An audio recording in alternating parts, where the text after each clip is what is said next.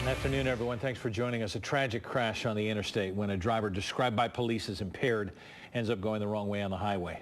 The crash claims the life of a man who was simply headed home from a job that he has held for 20 years. It happened on South 71 at Dana Avenue around 3 this morning. As Local 12's Larry Davis shows us, officers believe alcohol was a factor in the accident. Cincinnati police say 22-year-old Taryn Chin was under the influence when she drove her minivan onto I-71 in the wrong direction, colliding with another vehicle in what police say was a spectacular crash.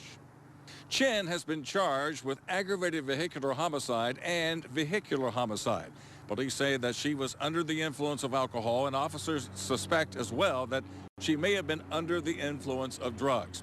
Police say Chin was driving northbound in the southbound lanes of I-71 when she struck Jose Arenas' car heading south on southbound 71. Arenas was killed instantly. Chin was treated at the scene for minor injuries. Police say that impairment likely played a role in her getting onto the interstate going the wrong direction, and police say they aren't sure where Chin had been or where she got on to the interstate, but they say speed was not necessarily a factor.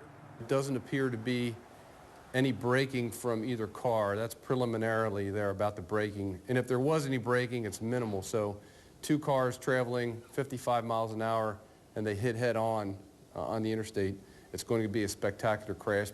Police say that Jose Arenas had just left work at Cintas in the Mason area when he drove onto I-71. He was driving home to Florence. Now, a co-worker who left 10 minutes after Arenas left work drove onto the scene and realized that it was his co-worker who was involved in that crash.